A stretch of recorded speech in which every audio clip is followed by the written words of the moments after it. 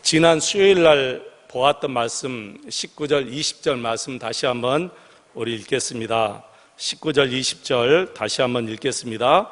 베드로와 요한이 대답하여 이르되 하나님 앞에서 너희의 말을 듣는 것이 하나님의 말씀을 듣는 것보다 옳은가 판단하라. 우리는 보고 들은 것을 말하지 아니할 수 없다 하니. 아멘. 베드로와 요한이 한 말입니다. 여러분, 그런데 이 자리가 어떤 자리입니까? 그리고 누구 앞에서 이런 엄청난 말을 했습니까? 바로 산헤드린 공회원 앞에서 이런 엄청난 말을 했습니다. 산헤드린 공회가 어떤 자리입니까? 사람을 죽이기도 하고 살려서 보내기도 하고 죽여서 보내기도 하는 그런 자리지요. 서슬퍼런 권력을 가지고 있는 그 사람들 앞에서 조금도 두려움 없이 이렇게 담대하게 말씀을 전했습니다. 원래 베드로는 겁쟁이였습니다. 예수님이 재판을 받을 때 너무너무 무서워서 예수님 가까이도 가지 못하고 또 예수님 멀리 떠나지도 못하고 예수님이 어떻게 되나 보자 하고 지켜보았던 사람이고, 그리고 예수님을 3번씩이나 모른다고 부인했던 사람입니다. 그런데 그런 베드로가 어떻게 이렇게 담대하고 용기 있게 하나님의 말씀을 전할 수가 있습니까? 8절 말씀 보시면 저들이 성령이 충만하여 그랬습니다. 성령이 충만하여. 여러분, 누구나 성령 충만하면 이보다 더 큰 어마어마한 말도 할 수가 있는 줄로 믿습니다. 여러분, 성령 충만은 어떤 상태가 성령 충만입니까? 바로 하나님 앞에서 살아가는 상태가 성령 충만한 상태입니다. 하나님 앞에서 살아가는 상태를 성령 충만한 상태다 이렇게 말합니다. 저와 여러분이 정말 때마다 시마다 하나님 앞에서 살아서 매일매일 성령 충만한 삶을 살아가시기를 주 이름으로 축원을 드립니다. 산헤드린 공회원들은 성령 충만한 베드로와 요한을 어떻게 감당할 수가 없습니다. 지금까지 산헤드린 공회 앞에서 이렇게 당당하게 말한 사람은 예수님 외에 그 누구도 없었습니다. 그래서 공회원들도 어떻게 하지를 못하고 이들을 풀어주었습니다. 풀어주면서 뭐라고 했습니까? 오늘은 풀어줄 테니까 다시는 예수의 이름을 말하지도 말라, 이렇게 말하고 풀어주는 거예요. 그때 베드로와 사도 요한이 바로 19절 20절 말씀을 하신 거지요. 그리고 풀려난 베드로와 요한이 곧장 집으로 가지 않고 성도들이 모여 있는 것으로 갔다. 오늘 여러분 그렇게 나와 있죠. 23절 사도들이 노임에 그 동료에게 가서 제사장들과 장로들의 말을 다 알리니, 산헤드린 공회 앞에서 자기들이 어떤 말을 들었던 것을 다 알렸다는 것입니다. 그리고 그 모임에서 기도하는 내용이 오늘 본문의 내용이에요. 그런데 이들의 기도를 보면 정말 거침이 없습니다. 기도가 정말 당당한 기도예요. 기도에 힘이 있어요. 기도하는데 조금 더 두려운 마음이 전혀 없습니다. 어떻게 이렇게 담대한 기도를 할 수 있습니까? 그들 마음속에 우리 예수님이 계시기 때문에 그렇습니다. 그리고 예수님 앞에서 살아가기 때문에 그렇습니다. 조금 전까지 그 무시무시한 공회원들에게 매를 맞았습니다. 그리고 위협을 당하고 지금 바로 곧장 돌아왔습니다. 그런데 그 모습이 전혀 그렇지 않는 모습이에요. 다시 예수 이름을 말하고 예수를 증거하면 죽는다라는 경고를 듣고 온 그 사람들인데 너무나 당당하게 하나님을 찬양하고 기도하는 모습을 우리가 볼 수가 있습니다. 사랑하는 성도 여러분, 이것이 바로 살아계시는 하나님을 믿는 믿음인 줄로 믿습니다. 이 생활이 성령 충만한 생활입니다. 여러분, 어떤 사람이 진정한 그리스도인입니까? 누가 그리스도인입니까?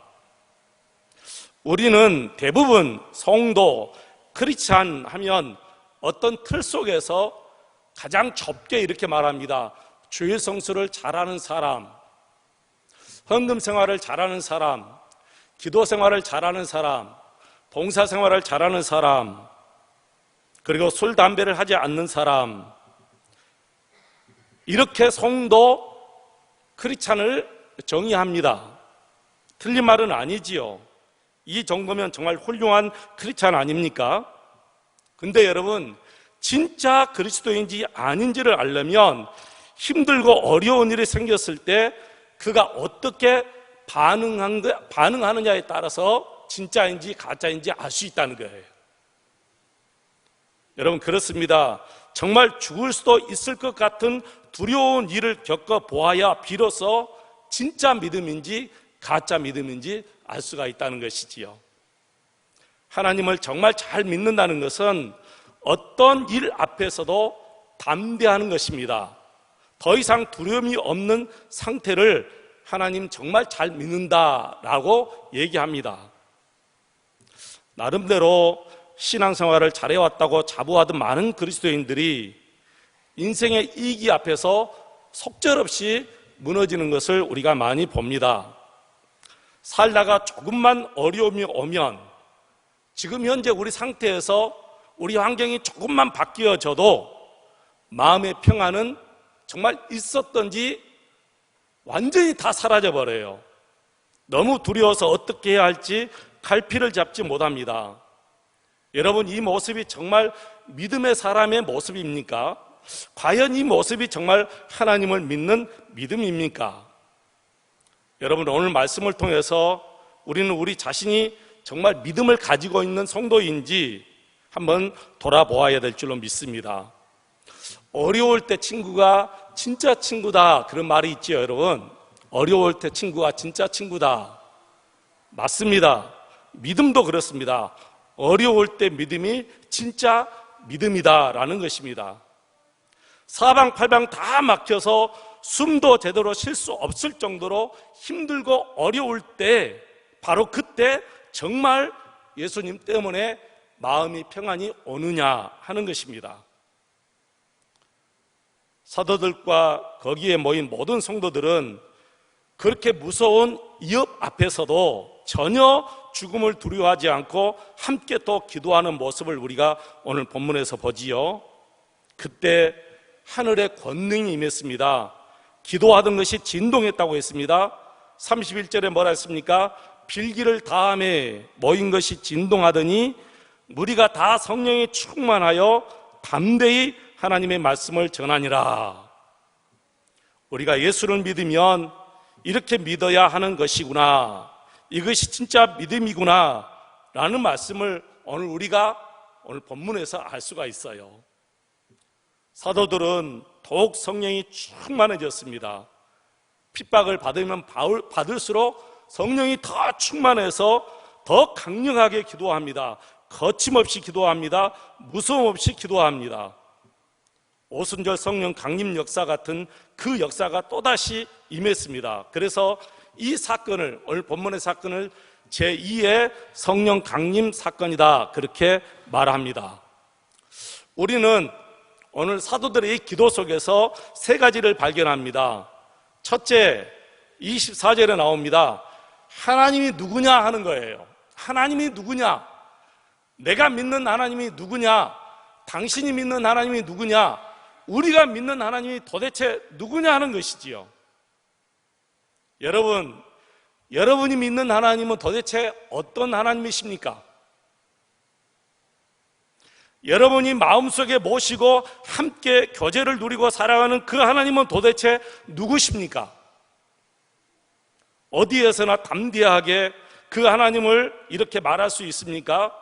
대주제여, 천지 만물을 창조하신 하나님이십니다, 이렇게 담대하게 말씀하실 수 있느냐는 거예요. 여러분, 이것을 알고 이것을 고백하고 이것을 믿고 살면 모든 것이 끝이잖아요. 뭐가 더 이상 두려움이 오겠습니까? 무엇을 더 이상 원하겠습니까?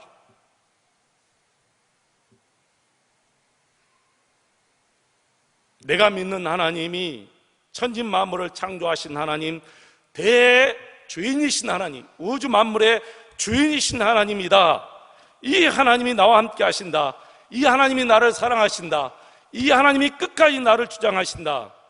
이것만 알고 믿어지면 더 이상 여러분 무엇이 필요하고 더 이상 다른 것을 원하는 것이 무엇이 있고 누구를 의지하겠습니까, 여러분?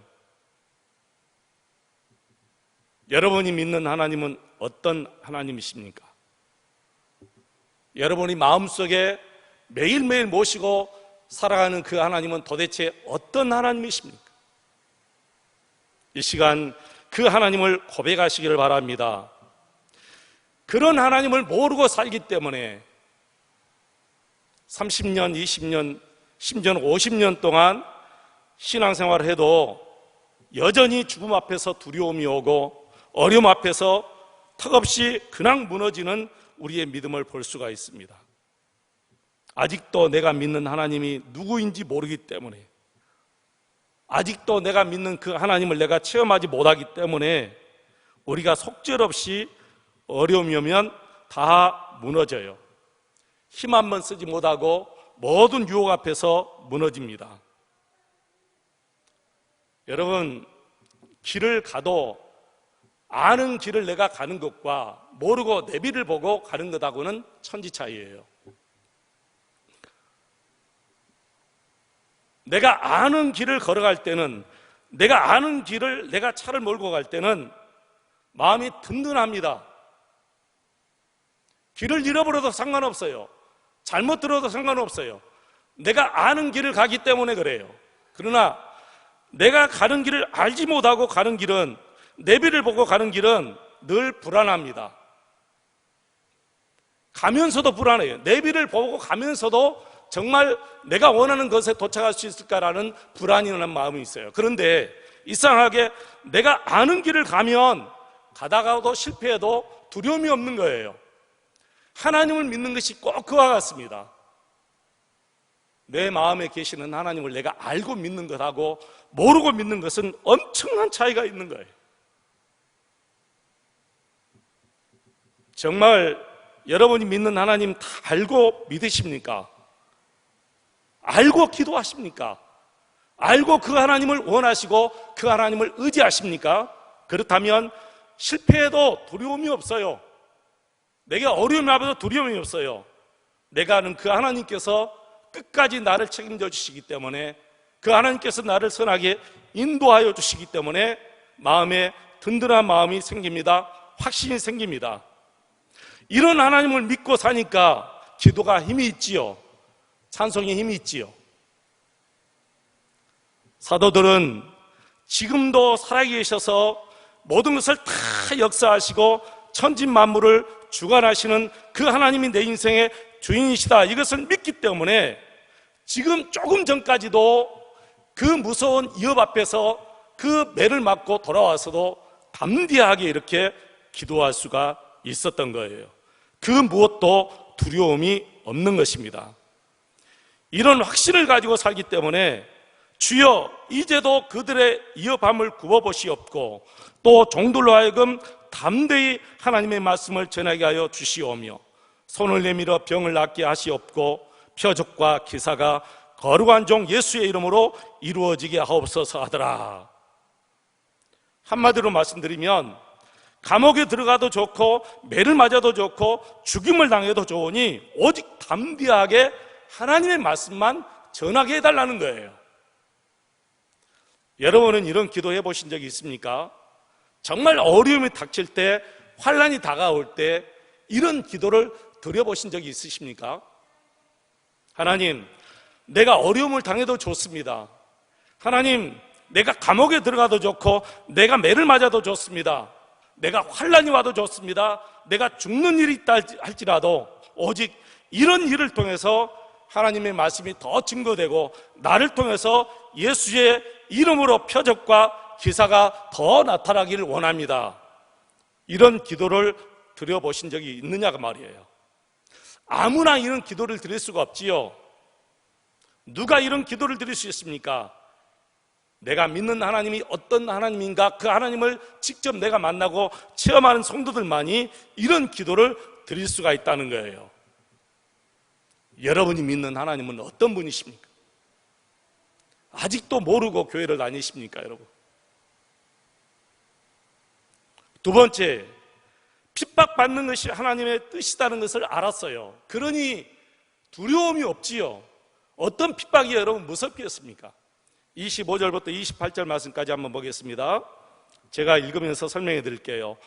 또 주의 종 우리 조상 다윗의 입을 통하여 성령으로 말씀하시기를 어찌하여 열방이 분노하며 족속들이 허사를 경영하였는고 세상의 군왕들이 나서며 관료들이 함께 모여 주와 그의 그리스도를 대적하도다 하시니로소이다. 과연 헤롯과 본디오 빌라도는 이방인과 이스라엘 백성과 합세하여 하나님께서 기름 부으신 거룩한 종 예수를 거슬러 하나님의 권능과 뜻대로 이루려고 이것은 바로 우리 하나님이 예정하신 예수님의 그 십자가 부활을 얘기하는 거예요. 그리고 예수님의 십자가 부활을 증거하는 사도들에게 결국에는 큰 핍박이 있다는 것을 아는 거예요. 이것이 하나님의 뜻이라는 것이에요. 이 하나님의 뜻을 누가 이루었느냐? 바로 본디오 빌라도, 군왕들, 그리고 유대인들이 같이 이 하나님의 뜻을 이루려고 그 성에 모였다는 것입니다. 다시 말씀드려서 자기들이 받는 이 무서운 핍박이 하나님의 예정하신 뜻이라는 거예요. 여러분, 이런 믿음을 가지고 있으니 누가 여러분 두렵겠어요? 맞아, 우리가 지금 받는 이 환난이 하나님의 뜻이야. 저들에게 위협을 당하는 것도 하나님의 뜻이고 저들에게 매를 맞는 것도 하나님의 뜻이야. 이런 하나님의 뜻을 알고 믿기 때문에 죽음이 두렵지 않습니다. 주기철 목사님이 예수 그리스도를 부인하지 못했습니다. 일본 순사들이 와서 예수님을 부인하라고 그렇게 말했습니다. 설교하지 말라고 했습니다. 교회를 잠시 폐쇄하라 했습니다. 주기철 목사님은 그때마다 계속해서 우리는 모이지 않을 수가 없습니다. 우리는 모여서 하나님을 찬양해야 됩니다. 우리는 모여서 예수 그리스도의 이름으로 기도해야 됩니다. 결국에는 감옥에 갇히게 됐습니다. 면회원 사모님 앞에서 주기철 목사님이 이렇게 말했습니다. 내가 감옥에 들어온 것이 하나님의 뜻입니다. 내가 감옥에 들어온 것이 하나님의 뜻입니다. 그 당시에 많은 성도들과 심지어는 목사님들도 감옥 들어온 것이 무섭고 핍박받는 것이 무섭고 매를 맞는 것이 무서워서 교회를 폐쇄하고 도망갔고 그리고 예수 그리스도를 부인하는 일이 일어났습니다. 그런데 주기철 목사님은 매를 맞아가면서 못판 일을 걸어가면서 그리고 감옥에 들어가서 하는 말이 이렇게 핍박받는 것이 하나님의 뜻이고 내가 감옥에 들어온 것이 하나님의 뜻입니다 라고 면회원 사모님 앞에서 말을 했다고 그랬습니다. 여러분, 그렇습니다. 예수님을 믿으려면 박해를 받든지 아니면 칭찬을 받든지 둘 중에 하나입니다. 이것이 하나님의 뜻인 줄로 믿습니다. 그러나 지금은 박해받는 환경이 아니죠. 비록 우리나라만큼은 예수 믿는다고 박해하는 일이 없습니다. 예수 믿는다고 매 맞는 일이 없습니다. 물론 가끔 그런 남편들이 계시겠지만 맞습니다. 예수 잘 믿으면 둘 중에 하나가 하나님의 뜻입니다. 박해를 받든지 아니면 칭찬을 받든지 둘 중에 하나가 하나님의 뜻인데 그 하나님의 뜻을 알고 믿기 때문에 어디에 가서든지 하나님을 부인할 수 없고 하나님을 담대하게 증거할 수밖에 없다는 것입니다. 사랑하는 성도 여러분, 예수 믿는 것 때문에 칭찬받는 저와 여러분 되시기를 바랍니다. 아니면 예수 믿는 것 때문에 박해받는 저와 여러분 되시기를 바랍니다. 셋째, 이제는 우리가 살든지 죽든지 담대히 복음만 증거하게 해주십시오 라고 기도했습니다. 기도의 은혜를 알았습니다. 29절 30절 같이 함께 읽겠습니다.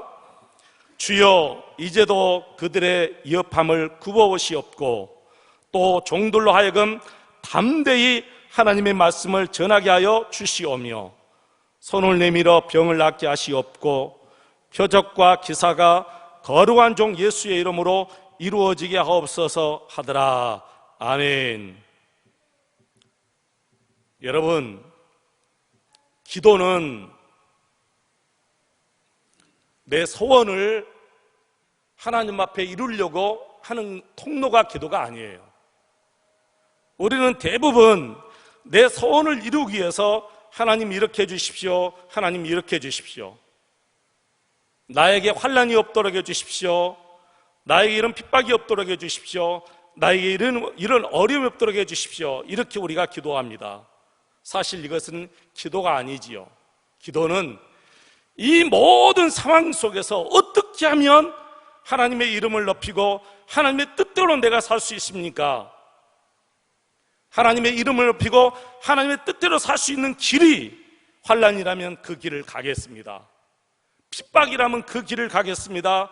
어려움이라면 그 길을 가겠습니다 라는 것이 기도라는 거예요.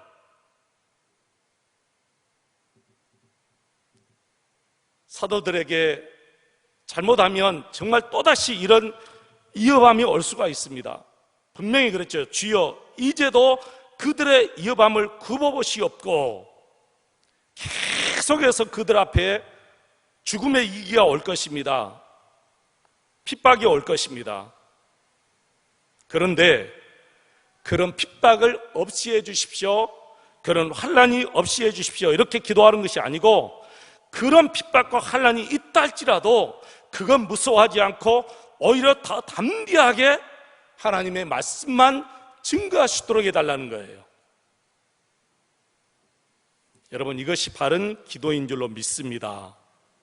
기도는 우리가 무엇을 달라고 저러는 것이 기도가 아니고, 하나님이 하시려고 하는 그 엄청나고 놀라운 일들을 성령께서 우리에게 알려주셔서 내가 그 하나님의 사역에 동참하게 되는 것이 진짜 기도라는 거예요. 여러분, 이제 우리의 기도가 좀 달라져야 될 줄로 믿습니다. 어떤 상황에서도 내가 두려움 없이 오직 하나님의 뜻만 이루게 하시고 하나님의 이름만 높이게 하시고 그리고 하나님만 드러내는 그런 삶을 살 수 있도록 하나님 축복해 주시옵소서. 이렇게 우리가 기도를 드려야 될 줄로 믿습니다. 하나님의 뜻을 알지 못하면 우리가 하는 기도는 사실 무의미한 기도가 될 수밖에 없어요. 하나님의 뜻을 알고 난 다음에야 우리의 기도는 제대로 된 기도가 될 줄로 믿습니다. 기도의 핵심은 오직 하나님의 뜻을 이루기 위해서 하는 것이 기도의 핵심이지요. 그러므로 우리는 기도하면서 하나님의 뜻을 알게 해달라고, 그리고 하나님의 뜻을 내 삶 속에서 이루게 해달라고 기도해야 될 줄로 믿습니다. 사랑하는 성도 여러분, 지금 우리에게 다른 어떤 기도가 필요하겠습니까? 오직 주의 뜻이 이루어지기를 원합니다 라는 기도가 정말 필요할 줄로 믿습니다. 저는 이것밖에 없다고 생각해요. 이 속에 다 모든 기도가 포함되어 있다고 생각합니다. 환난과 어려움이 와도 우리의 기도는 오직 하나, 하나님의 뜻이 꼭 여기에서 이루어지기를 원합니다. 제 동생 얘기를 해서 참 죄송합니다. 아무 기도가 나오지 않습니다. 너무 오래되다 보니까 저도 잊어버립니다. 자꾸 잊어버려요. 솔직히 잊어버리는 게 좋아요. 왜 그러냐면 계속 생각하고 있으면 답답하고 슬픔이 밀려오고 아무것도 할 수 없을 정도로 그냥 패닉 상태에 들어가요.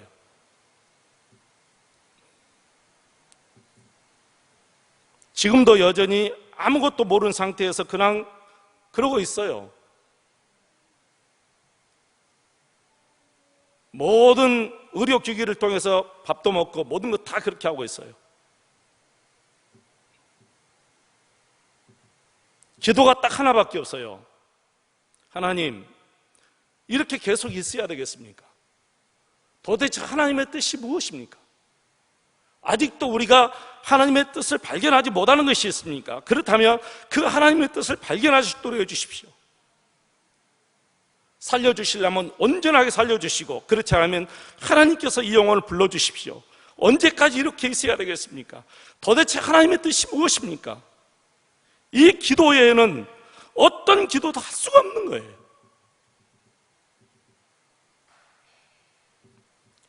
환난과 어려움이 우리 눈앞에 와도 우리의 기도는 오직 하나님입니다. 하나님, 이 일을 통해서 주의 뜻이 이루어지기를 원합니다. 어떤 환경을 통해서라도 내가 굴하지 않고 낙심하지 않고 내가 절망하지 않고 두려움 없이 하나님의 의를 이루고 하나님을 드러내며 하나님께 영광 돌리는 그런 삶을 살게 도와주시옵소서. 이 기도가 정말 이 사도들의 기도요, 우리의 기도가 되어야 될 줄로 믿습니다. 말씀을 마치겠습니다. 여러분이 믿는 하나님은 어떤 하나님이십니까? 그 하나님과 어떻게 살아가고 계십니까? 그 하나님이 정말 여러분의 힘이 되십니까? 어려움 속에서, 환난 속에서, 죽음 앞에서 그 하나님이 정말 여러분에게 어떤 힘이 되시는 거예요? 아무 힘도 되지 않는다는 것은 아직도 그 하나님을 내가 온전히 못 믿고 사는 거예요.